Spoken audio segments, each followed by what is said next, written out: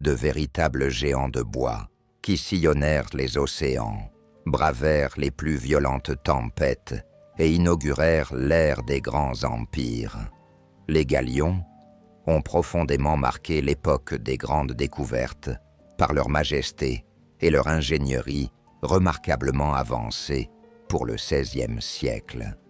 Ces navires n'étaient pas de simples bateaux. Ils étaient de véritables forteresses flottantes, conçues pour traverser les continents, avec à leur bord des centaines d'hommes, des tonnes de marchandises et des dizaines de canons.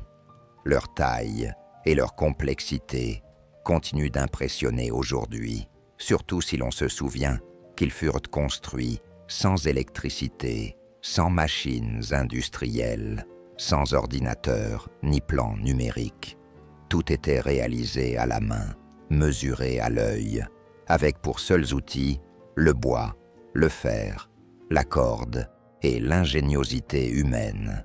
Dans cette exploration, vous découvrirez comment ces monstres marins étaient méticuleusement planifiés, patiemment construits et finalement lancés dans l'eau. Il s'agissait d'un processus monumental qui impliquait des centaines de personnes, des mois, voire des années, de travail acharné et bien plus de science qu'il n'y paraît. L'origine de chaque galion commençait bien loin de la mer, par une décision royale. La construction d'un tel navire était un acte stratégique, financé par les trésors des empires et exécuté par des légions de charpentiers et d'artisans au cœur des forêts et des chantiers navals d'Europe. Pour ériger un seul de ces vaisseaux, il fallait abattre jusqu'à 2000 arbres. Une colossale opération logistique. Les constructeurs recherchaient principalement le chêne européen, réputé pour sa robustesse et sa résistance à l'eau de mer, ainsi que le pin, plus léger et flexible, idéal pour les mâts. Mais la sélection ne se limitait pas à la taille.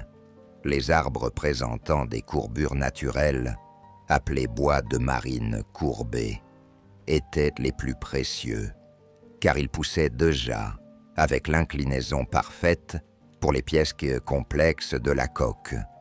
Une fois abattus à la force des haches en fer, les troncs massifs étaient transportés par des charrettes tirées par des bœufs ou glissés sur des traîneaux en bois sur des kilomètres de terrain difficiles. Dans certaines régions, on utilisait les cours d'eau, laissant les grumes flotter jusqu'au chantier naval. Avant de pouvoir être utilisés, les bois devaient sécher pendant des mois, voire des années, soigneusement protégés de la pluie. Un bois trop humide aurait pourri en mer, tandis qu'un bois trop sec se serait fendu sous la tension. Trouver le juste équilibre était un art en soi, une science transmise de génération en génération. Ce n'est qu'après cette longue et patiente préparation que le bois était enfin prêt à être transformé en un navire capable de défier les océans. Dans les chantiers navals, qui s'étendaient souvent sur des kilomètres le long des côtes, régnait une activité frénétique.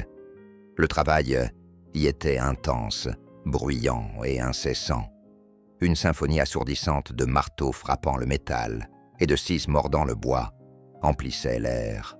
Là, charpentiers de marine, calfats, forgerons et apprentis fonctionnaient comme un seul organisme vivant, chacun avec une fonction spécifique et vitale. La construction débutait par la quille, une longue et massive poutre qui servait de base à toute la structure. C'était la véritable colonne vertébrale du galion. À partir de là, les membrures étaient érigées, s'élevant comme les côtes d'un immense animal marin.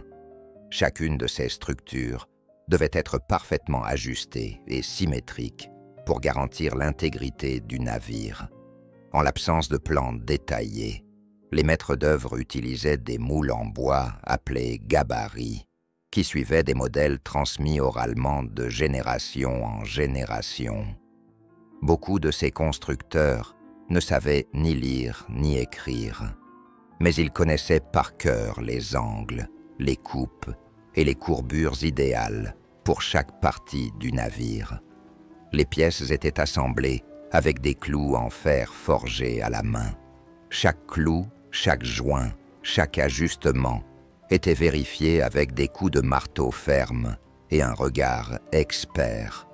Pour sceller les interstices entre les planches de la coque, on utilisait un mélange de fibres végétales, comme l'étoupe, imbibées de goudron bouillant. Ce processus, appelé calfatage, était essentiel pour empêcher le navire de sombrer dès ses premières semaines en mer. Pendant des mois, le squelette du navire prenait forme. Les mâts, les cabines, le gouvernail. Tout était assemblé avec une précision artisanale, telle une sculpture vivante de bois. Mais qu'est-ce qui faisait d'un galion un galion? Il était l'aboutissement de siècles d'évolution navale. Il combinait la puissance de feu des caraques médiévales, la vitesse des caravelles et la capacité de chargement des navires marchands, le tout en un seul bâtiment. Les premiers galions du XVIe siècle mesuraient entre 30 et 40 mètres de long. Avec le temps, ils atteignirent plus de 60 mètres, dotés de 3 ou 4 mâts, capables d'accueillir plus de 200 membres d'équipage et de porter jusqu'à 100 canons. Ils étaient conçus pour résister à la haute mer pendant des mois, affrontant des vagues gigantesques, des vents impitoyables et les attaques incessantes des pirates. Ils possédaient ce qu'on appelait le château arrière, une haute structure à la poupe où se trouvait la cabine du capitaine, les cartes, les instruments de navigation et souvent l'effigie du saint patron du navire. À l'avant, le château de proue facilitait le combat rapproché et abritait une partie de l'équipage. La coque, large à la base et plus étroite sur le pont supérieur, lui conférait une stabilité et une vitesse idéale pour les manœuvres dès la défense. Cependant, bien plus que des machines de guerre, les galions étaient aussi des instruments de prestige politique.